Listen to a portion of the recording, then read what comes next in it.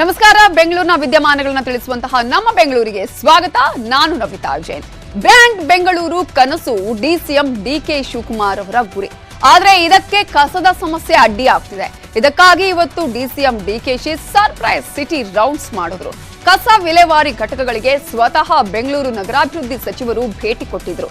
ಹಾಗೆ ಇಂದಿರಾ ಕ್ಯಾಂಟೀನ್ ಕೂಡ ಪರಿಶೀಲನೆ ಮಾಡಿ ಅಧಿಕಾರಿಗಳಿಗೆ ಖಡಕ್ ಸೂಚನೆಯನ್ನ ನೀಡಿದರು. ಭಾನುವಾರವೂ ರೆಸ್ಟ್ ಇಲ್ಲದೆ ಡಿಕೆಶಿ ಕೆಲಸ. ಸಿಲಿಕಾನ್ ಸಿಟಿಯಲ್ಲಿ surprise rounds. DCM DK Shivakumar ಭಾನುವಾರವೂ ರೆಸ್ಟ್ ಇಲ್ಲದೆ ಕೆಲಸ ಮಾಡ್ತಿದ್ದಾರೆ. ಯಾವುದೇ ಮಾಹಿತಿ ನೀಡದೆ ಬೆಂಗಳೂರು ರೌಂಡ್ಸ್ ಮಾಡಿ ಅಧಿಕಾರಿಗಳಿಗೆ ಶಾಕ್ ನೀಡಿದ್ದಾರೆ.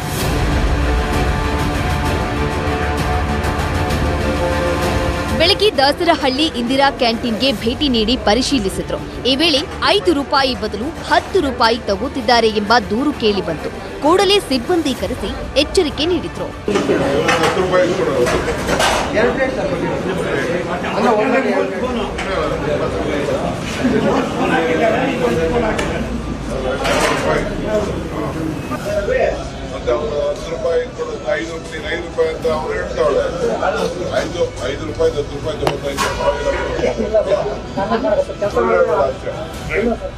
ಟಿಫನ್ ಮಾಡುತ್ತಲೇ ಕ್ವಾಲಿಟಿ ಕಂಟ್ರೋಲ್ಗೆ ಡಿಕೆಶಿ ಕರೆ ಮಾಡಿದ್ರು. ಆದ್ರೆ ಕಾಲ್ ಕನೆಕ್ಟ್ ಆಗದಿದ್ದಕ್ಕೆ ಬೇಸರ ವ್ಯಕ್ತಪಡಿಸಿದ್ರು.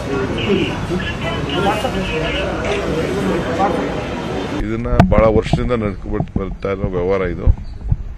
ಎಷ್ಟು ಜಲ್ದಿ ಯಾವ ರೀತಿ ಸ್ಟ್ರೀಮ್ ಲೈನ್ ಮಾಡಕ್ ಸಾಧ್ಯನೋ ಕಂಪ್ಲೀಟ್ ಮಾಡ್ತೀನಿ. ಗಮನ ಅಲ್ಲ, ಎಲ್ಲ ರಿಪೇರಿ ಮಾಡ್ತೀನಿ, ಎಲ್ಲ ರಿಪೇರಿ ಮಾಡ್ತೀನಿ. ಎಲ್ಲರಿಗೂ ಕೂಡ ಜನಪ್ರತಿನಿಧಿಗಳು ವಿಸಿಟ್ ಮಾಡಬೇಕು, ಬೇರೆಯವರು ಮಾಡಬೇಕು, ಅದಕ್ಕೆಲ್ಲ ವ್ಯವಸ್ಥೆ ಮಾಡ್ತೀವಿ. ಅದಕ್ಕೆ ಬಳಿಕ ಸೀಗೆಹಳ್ಳಿ, ಕನ್ನಹಳ್ಳಿ ಘನತ್ಯಾಜ್ಯ ಸಂಸ್ಕರಣಾ ಘಟಕಕ್ಕೂ ಭೇಟಿ ನೀಡಿ ಪರಿಶೀಲನೆ ಮಾಡಿದ್ರು. ವೇಬ್ ಬ್ರಿಡ್ಜ್ ಮಾಪನದ ರೂಮ್ನಲ್ಲಿ ಕೂತು ಲಾಗ್ ಬುಕ್ ಪರಿಶೀಲಿಸಿದ್ರು. ಬೆಂಗಳೂರು ನಗರನ ಸ್ವಚ್ಛ ಇಡಬೇಕು ಅನ್ನೋದು ನಮ್ಮ ಆಸೆ. ಈಗ ಕಾರ್ಪೊರೇಷನ್ ಲಿಮಿಟ್ಸ್ ಅಲ್ಲೇ ದಾರಿಲೇ ನಿಮಗೆ ನಿಲ್ಲಿಸಿ ತೋರಿಸ್ದೆ.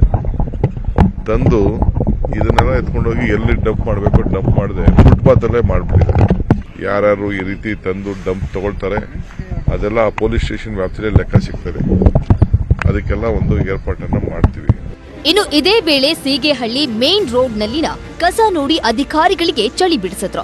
ಬಳಿಕ ಮಾಗಡಿ ರಸ್ತೆಯ ಖಾಲಿ ಜಾಗದಲ್ಲಿ ಕಸ ಕ್ಲೀನ್ ಮಾಡಿಸಿ ಅಂತ ಬಿಬಿಎಂಪಿ ಕಮಿಷನರ್ ತುಷಾರ್ ಗಿರಿನಾಥ್ಗೆ ಸೂಚನೆ ಕೊಟ್ಟರು.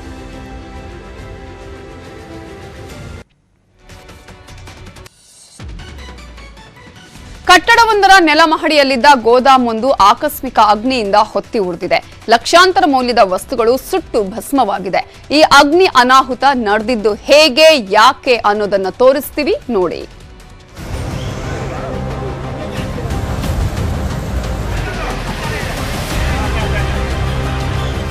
ಧಗಧಗನೆ ಹೊತ್ತಿ ಉರಿತಾ ಇರೋ ಬೆಂಕಿ ತೀವ್ರತೆ ಇಡೀ ಕಟ್ಟಡಕ್ಕೆ ವ್ಯಾಪಿಸಿದ ದಟ್ಟ ಹೊಗೆ. ಇನ್ನೊಂದೆಡೆ ಏನಾಯ್ತು ಅಂತ ಗಾಬರಿಯಿಂದ ನೋಡ್ತಾ ಇರುವ ಜನ. ಈ ಭಯಾನಕ ದೃಶ್ಯಗಳು ಕಂಡುಬಂದಿದ್ದು ಬೆಂಗಳೂರಿನ ಸುಬ್ರಹ್ಮಣ್ಯ ನಗರದಲ್ಲಿ. ಇಂದು ಬೆಳಗ್ಗೆ 10 ಗಂಟೆ ಸುಮಾರಿಗೆ ಇಲ್ಲಿನ ಪಾರ್ಕ್ ಬಳಿಯ 3 ಅಂತಸ್ತಿನ ಕಟ್ಟಡದ ನೆಲಮಹಡಿಯಲ್ಲಿ ಬೆಂಕಿ ಕಾಣಿಸಿಕೊಂಡಿದ್ದು ಲಕ್ಷಾಂತರ ಮೌಲ್ಯದ ವಸ್ತುಗಳು ಸುಟ್ಟು ಭಸ್ಮವಾಗಿವೆ.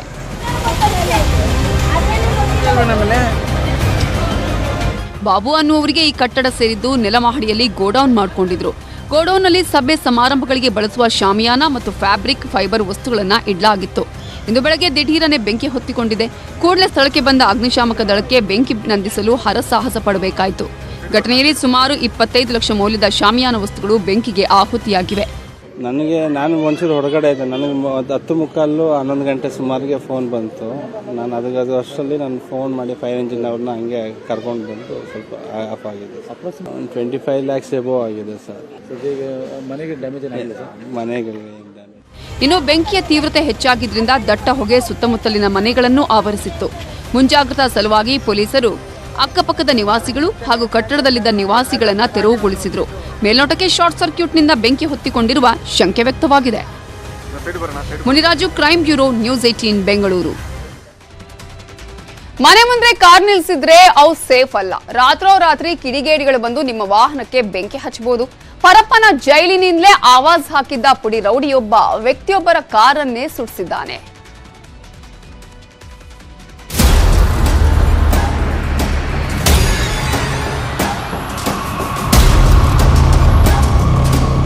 ಮನೆ ಮುಂದೆ ನಿಂತಿರೋ ಕಾರ್ಗೆ ಬಂದು ಪೆಟ್ರೋಲ್ ಸುರಿತಾ ಇರೋ ಕಿಡಿಗೇಡಿಗಳು.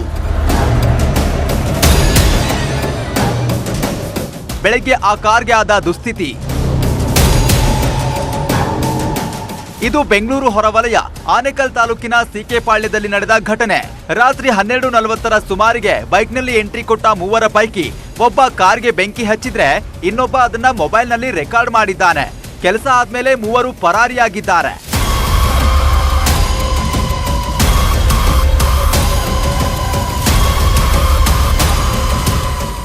ಏನಿಲ್ಲ ಸರ್, ನಾವು ಮಲಗಿದ್ವು 12:15 ನಮಗೆ ಗೊತ್ತಿರಲಿಲ್ಲ.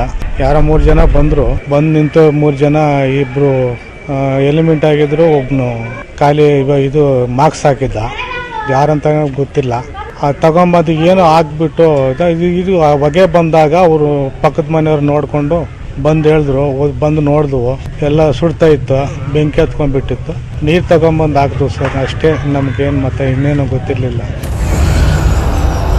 ಅಂದಹಾಗೆ ಈ ಘಟನೆಗೆ ಕಾರಣ ಆಗಿದ್ದು ಹಫ್ತಾ ವಿಚಾರ. ಕಳೆದ ತಿಂಗಳು 28ನೇ ತಾರೀಖು ಕಾರಿನ ಮಾಲೀಕ ಮುನಿರಾಜುಗೆ ಪರಪ್ಪನ ಅಗ್ರಹಾರ ಜೈಲಿನಿಂದ ಕರೆ ಮಾಡಿದ್ದ ವ್ಯಕ್ತಿಯೋರ್ವ ನಾನು ಸೈಕೋ ವಿಶ್ವ ಅಂತ ಪರಿಚಯಿಸಿಕೊಂಡಿದ್ದಾರೆ. ಅಲ್ಲದೆ ನಿನ್ನನ್ನ ಕಿಡ್ನಾಪ್ ಮಾಡಿಸ್ತೀನಿ, ಇಲ್ದಿದ್ರೆ ಹಣ ಕೊಡುವಂತ ಬೆದರಿಕೆ ಹಾಕಿದ್ದಾನಂತೆ. ಈ ಬಗ್ಗೆ ಬನ್ನೇರುಘಟ್ಟ ಪೊಲೀಸ್ ಠಾಣೆಯಲ್ಲೂ ದೂರು ದಾಖಲಾಗಿತ್ತು. ಆತ ಅವಾಜ್ ಹಾಕಿದ ಕೆಲವೇ ದಿನಗಳಲ್ಲಿ ಕಾರ್ಗೆ ಬೆಂಕಿ ಬಿದ್ದಿದೆ. ಸೈಕೋ ವಿಶ್ವನೇ ಜೈಲಿನಲ್ಲಿದ್ದು ಈ ಕೆಲಸ ಮಾಡಿಸಿದ್ದಾನೆ ಎನ್ನಲಾಗ್ತಿದೆ. ರಾತ್ರಿ 12:40 ಯಾರೋ 3 ಜನ ಬಂದ್ಬಿಟ್ಟು ಗಾಡಿಯಲ್ಲಿ ಬಂದು ಗಾಡಿ ನಿಲ್ಸಿದ್ದಾರೆ. ನಿಲ್ಸ್ಬಿಟ್ಟು ಅದು ಪೆಟ್ರೋಲ್ ಅಂತ ಗೊತ್ತಿಲ್ಲ, ಸೆಲಿಸನ್ ಅಂತ ಗೊತ್ತಿಲ್ಲ, ಏನನ್ನೋದು ಗೊತ್ತಿಲ್ಲ, ಡಬ್ಬಿ ಎತ್ಕೊಬಿಡ್ತಾರೆ. ಎತ್ಕೊಬಂದು ಕಾರ್ ಚೆಲ್ಲಿ ಬೆಂಕಿ ಇಕ್ಬಿಟ್ಟು ಮತ್ತೆ ಇದೇ ರೋಡಲ್ಲಿ ವಾಪಸ್ ಹೋಗಿದ್ದಾರೆ. ಹೋಗ್ಬಿಟ್ಟು ನಾವಿಲ್ಲಿ ಗಾಡಿ ಆಡ್ಸೋವಾಗ ಮತ್ತೆ ರಿಟರ್ನ್ ಬಂದ್ರು. ರಿಟರ್ನ್ ಬಂದಾಗ ನಾವು ನೋಡ್ಬಿಟ್ಟು ಗಾಡಿ ನೋಡ್ಬಿಟ್ಟು ಓಡೋದ್ವಿ. ಹಿಂದೆ ಓಡೋದ್ರೆ ಅವ್ರು ಹಂಗೆ ಗಾಡಿ ತಿರ್ಸ್ಕೊಂಡು ಹೋದ್ರು. ಸದ್ಯ ಕಾರಿಗೆ ಬೆಂಕಿ ಬಿದ್ದು ಮುಂಭಾಗ ಸುಟ್ಟು ಕರಕಲಾಗಿದೆ. ಜೈಲಿನಲ್ಲಿದ್ದುಕೊಂಡೇ ಸೈಕೋ ವಿಶ್ವ ಈ ಕೃತ್ಯ ನಡೆಸಿರುವ ಅನುಮಾನ ವ್ಯಕ್ತವಾಗಿದೆ. ಪೊಲೀಸರು ತನಿಖೆ ಮುಂದುವರೆಸಿದ್ದಾರೆ. ಆದೂರು Chandru, news 18 Anekal. Welcome back. ಜನರು ದೀರ್ಘಾವಧಿ ಶ್ವಾಸಕೋಶ ಸಮಸ್ಯೆಯಿಂದ ಬಳಲ್ತಾರೆ. ಶ್ವಾಸಕೋಶ ರೋಗಿಗಳಿಗೆ ಮೆಡಿಸನ್ ನಿಂದ ಗುಣವಾಗದ ಕಾಯಿಲೆ ಕೇವಲ ಎಕ್ಸರ್ಸೈಸ್ ನಿಂದ ಗುಣವಾಗ್ತಿದೆ.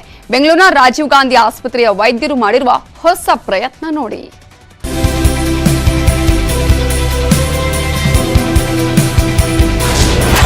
ಶ್ವಾಸಕೋಶ ಸಂಬಂಧಿ ಕಾಯಿಲೆಗೆ ಇಲ್ಲಿದೆ ಚಿಕಿತ್ಸೆ. ಬೆಂಗಳೂರಲ್ಲಿ ಶುರುವಾಗಿದೆ ಚೆಸ್ಟ್ ಫಿಸಿಯೋಥೆರಪಿ. ವೈದ್ಯಕೀಯ ಲೋಕದಲ್ಲಿ ಹೊಸ ಚಿಕಿತ್ಸಾ ವಿಧಾನವನ್ನ ಅಳವಡಿಸಲಾಗುತ್ತಿದೆ. ಇದೀಗ ಶ್ವಾಸಕೋಶದ ಸಮಸ್ಯೆಗೂ ಎಕ್ಸರ್ಸೈಸ್ ಮಾಡಿಸೋ ಮೂಲಕ ಹೊಸ ಚಿಕಿತ್ಸಾ ವಿಧಾನವನ್ನ ರಾಜೀವ್ ಗಾಂಧಿ ಎದೆ ರೋಗ ಆಸ್ಪತ್ರೆ ವೈದ್ಯರು ಶುರು ಮಾಡಿದ್ದಾರೆ. ಇಷ್ಟು ದಿನ ಕೇವಲ ಮಜಲ್ ಸಂಬಂಧ ಫಿಸಿಯೋಥೆರಪಿ ಮಾಡಲಾಗ್ತಿತ್ತು. ಇದೀಗ ಚೆಸ್ಟ್ಗೂ ಫಿಸಿಯೋಥೆರಪಿ ಆರಂಭವಾಗಿದೆ. ಮೆಡಿಸಿನ್ ಇಲ್ಲದೆಯೇ ನಿಮ್ಮ ಕಾಯಿಲೆಗೆ ಸಿಗಲಿದೆ ಸೊಲ್ಯೂಷನ್. ಎಕ್ಸರ್ಸೈಸ್ ನಿಂದಲೇ ನಿಮ್ಮ ಶ್ವಾಸಕೋಶ ಸಂಬಂಧಿ ಕಾಯಿಲೆ ಗುಣಪಡಿಸಬಹುದು. ಮಾಡರ್ನ್ ಚೆಸ್ಟ್ ಫಿಸಿಯೋಥೆರಪಿ ಮೂಲಕ ನಿಮ್ಮ ಸಮಸ್ಯೆ ಬಗೆಹರಿಸುವ ಹೊಸ ಪ್ರಯತ್ನ ಮಾಡಲಾಗ್ತಿದೆ. ಇಡೀ ದಕ್ಷಿಣ ಭಾರತದಲ್ಲೇ ಮೊದಲ ಬಾರಿ ಈ ಚಿಕಿತ್ಸೆ ಕೊಡಲಾಗ್ತಿದೆ ಅನ್ನೋದು ಹೆಗ್ಗಳಿಕೆ. 3 ಕೋಟಿ ವೆಚ್ಚದಲ್ಲಿ ಈ ಸೆಂಟರ್ ಹಾಗೂ ಇಕ್ವಿಪ್ಮೆಂಟ್ ತರಿಸಲಾಗಿದೆ. Treadmill, multi stationary gym, cross trainer, static cycle, stepper, cross ಸ್ಟೆಪ್ಪರ್ಸ್ಗಳ ಮೂಲಕ ಚೆಸ್ಟ್ ಫಿಸಿಯೋಥೆರಪಿ ಮಾಡಲಾಗುತ್ತೆ. ದೇಹದಲ್ಲಿ ಸ್ಯಾಚುರೇಷನ್ ಕಡಿಮೆಯಾದಾಗ ಆಕ್ಸಿಜನ್ ಜೊತೆಗೆ ಚೆಸ್ಟ್ ಫಿಸಿಯೋಥೆರಪಿ ಮಾಡಲಾಗುತ್ತೆ. 40% ರೋಗಿಗಳು ಚೆಸ್ಟ್ ಫಿಸಿಯೋಥೆರಪಿಯಿಂದ ಗುಣಮುಖರಾಗಿದ್ದಾರೆ. ಈಗ ನೀರಾಂಶ ಜಾಸ್ತಿ ಇರುತ್ತೆ, ಲಂಗ್ಸ್ ಅಲ್ಲಿ ನೀರಾಂಶ ಇರುತ್ತೆ. ನಾವು ಪಾಸ್ಚರ್ ಡ್ರೈನೇಜ್ ಅಂತ ಕೊಡ್ತೀವಿ. ಒಂದು ಪೊಸಿಷನ್ ಅಲ್ಲಿ ಪಾಸ್ಚರ್ ಡ್ರೈನೇಜ್ ಕೊಟ್ಟಾಗ ಆ ನೀರಾಂಶ ಬೇಗ ಈಚೆ ಬಂದು ನಮ್ಮ ಆಕ್ಸಿಜನೇಷನ್ ಫಸ್ಟ್ ನೋಡಿದಾಗ ಆಕ್ಸಿಜನ್ ಕಡಿಮೆ ಇರ್ತದೆ. ಆ ನೀರನ್ನು ನಾವು ಪೊಸಿಷನ್ ಮಾಡಿ ನಾವು ಸೆಕ್ರೇಷನ್ಸ್ ಅಂತ ಹೇಳ್ತೀವಿ. ಬಾಡಿ ಸೆಕ್ರೇಷನ್ಸ್ ನಾವು ಬೇಗ ತೆಗೆದಾಗ ಆಕ್ಸಿಜನೇಷನ್ ಪಾಯಿಂಟು ಸಹ ಜಾಸ್ತಿ ಆಗುತ್ತೆ. ನಮಗೆ ಕಣ್ಣಿಗೆ ಕಾಣದಂತೆ ನಾವೇನು ಕ್ರಾನಿಕ್ ಅಬ್ಸ್ಟ್ರಕ್ಟಿವ್ ಲಂಗ್ ಡಿಸೀಸ್ ಅಂತ ಹೇಳ್ತೀವಲ್ಲ, COPD ಅಂತ ಹೇಳ್ತೀವಿ, ಜನಗಳ ಬಗ್ಗೆ ಅದಕ್ಕೆ ಇನ್ನೂ ತಿಳುವಳಿಕೆ ಕಡಿಮೆ. ನಾವಾಗಲೇ ಹೇಳಿದ್ದೀವಿ, ಇದೆಲ್ಲರೂ ಸಹ ಆಸ್ತಮಾ ಅಂತ ತಿಳ್ಕೊತಾರೆ. ಆಸ್ತಮಾ ಆದರೆ 100% ರಿವರ್ಸಿಬಲ್ ಇರ್ತದೆ. ಕ್ರಾನಿಕ್ ಅಬ್ಸ್ಟ್ರಕ್ಟಿವ್ ಲಂಗ್ ಡಿಸೀಸ್ ಅಂತ ಹೇಳ್ತೀವಿ, COPD ಅಂತ ಹೇಳ್ತೀವಲ್ಲ, ಅದು ರಿವರ್ಸಿಬಲ್ ಅಲ್ಲ. ಚೆಸ್ಟ್ ಫಿಸಿಯೋಥೆರಪಿಯಿಂದ ರೋಗಿಗಳಿಗೆ ಅನುಕೂಲವಾಗ್ತಿದ್ದು ಇನ್ಮುಂದೆ ಶ್ವಾಸಕೋಶ ಸಮಸ್ಯೆಗೆ ನೀವು ಎಕ್ಸರ್ಸೈಸ್ ಮೂಲಕವೇ ಚಿಕಿತ್ಸೆ ಪಡೆಯಬಹುದಾಗಿದೆ. ಹಂಸಶ್ಯಾಮಲ, ನ್ಯೂಸ್ 18 ಬೆಂಗಳೂರು. ಚಿಕ್ಕೋಡಿಯ ಜೈನ ಮುನಿಯ ಹತ್ಯೆಯನ್ನ ಖಂಡಿಸಿ ಬೆಂಗಳೂರಲ್ಲಿ ಇವತ್ತು ಮೌನ ಪ್ರತಿಭಟನೆಯನ್ನ ನಡೆಸಲಾಯಿತು. ಬೆಂಗಳೂರಿನ ಜಯನಗರದ ಜೈನ ಮಂದಿರದಿಂದ south end circle Ashok pillar ವರೆಗೂ ಮೆರವಣಿಗೆ ಮೂಲಕ ಸಾವಿರಾರು ಜೈನ ಸಮುದಾಯದವರು ಕಾಲ್ನಡಿಗೆ ಜಾಥಾದಲ್ಲಿ ಭಾಗಿಯಾಗಿದ್ದರು. ವೀರೇಂದ್ರ ಹೆಗ್ಡೆ ಅವರ ಸಹೋದರ ಸುರೇಂದ್ರ ಕುಮಾರ್ ಹಾಗೂ ಅನಿತಾ ಸುರೇಂದ್ರ ಕುಮಾರ್, ಜೈನ ಮುನಿಗಳಾದ ವೀರಸಾಗರ್ ಮಹಾರಾಜ್ ಸೇರಿದಂತೆ ಹಲವು ಗಣ್ಯರು ಭಾಗಿಯಾಗಿದ್ದರು.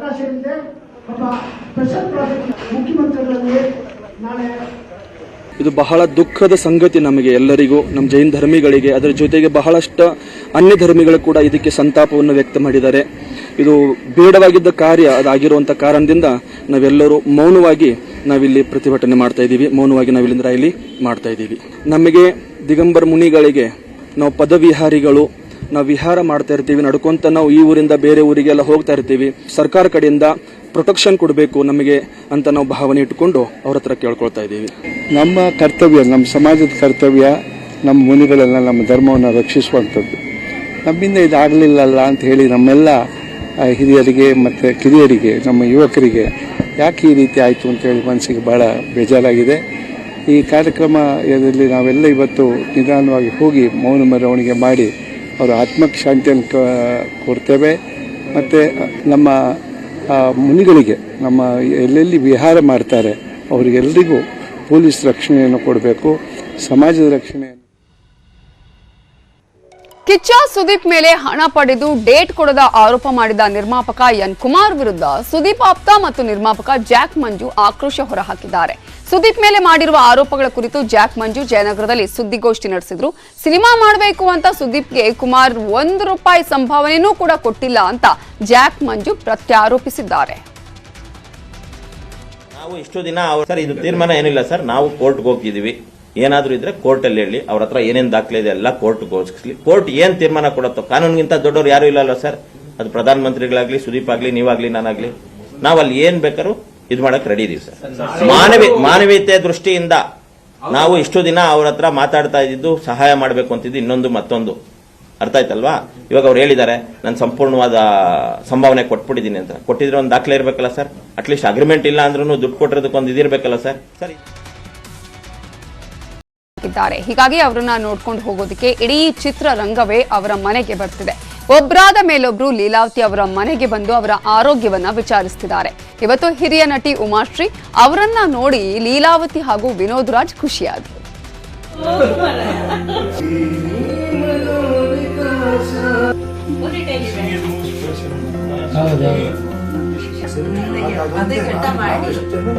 ಒಂದು ಕಾಲದಲ್ಲಿ ಕನ್ನಡ ಚಿತ್ರರಂಗದಲ್ಲಿ ಮಿಂಚಿ ಕನ್ನಡಿಗರ ಎದೆಯಲ್ಲಿ ಕಿಚ್ಚು ಹೊತ್ತಿಸಿದವರು ಲೀಲಾವತಿ ಹಾಗೂ ಉಮಾಶ್ರೀ.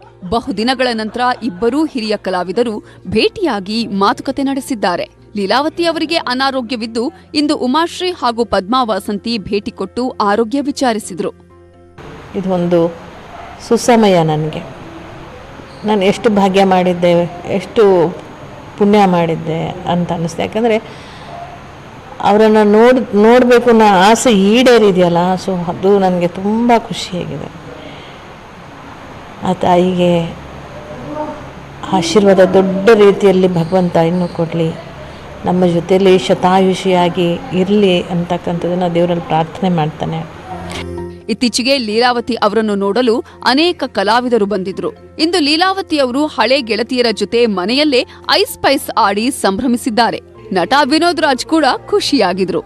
ನಾನು ಒಂದು ಕೋಪ ಮಾಡಿದ್ದು ಇವತ್ತು ಅನ್ನಿಸ್ತಾ ಇದೆ, ಹೌದು ದುಬ್ರಾಗ್ ಬರ್ತಾ ಇದ್ರು. ಯಾವ ಸಮಯದಲ್ಲಿ ಭಗವಂತ ಯಾರನ್ನ ಕರುಣಿಸ್ಬೇಕು, ಯಾರನ್ನ ಇಲ್ಲಿ ಕಳಿಸ್ಬೇಕು, ಯಾವ ಸಮಯದಲ್ಲಿ ಅವ್ರು ಏನ್ ಮಾಡಬೇಕು ಅನ್ನುವಂಥದ್ದು ಬರ್ದಿಟ್ಟಿದೆ ಅನ್ನೋ ಥರ ಆಗೋಯ್ತು ಈ ಜಾಗ ನಮಗೆ. ನಿಜವಾಗ್ಲೂ ನಾನು ಖಂಡಿತ ಈಗ ಬರೋದು ನೋಡ್ತಾ ಇದ್ದಾಗ, ಕಲಾವಿದ ಬರೋದು ನೋಡ್ತಾ ಇದ್ದಾಗ ನನಗೆ ನನ್ನ ತಾಯಿಯವರ ವಿಷಯದಲ್ಲಿ ಅವ್ರು ಇಟ್ಟುಕೊಂಡಿರುವಂಥ ಪ್ರೀತಿ, ಅಭಿಮಾನ,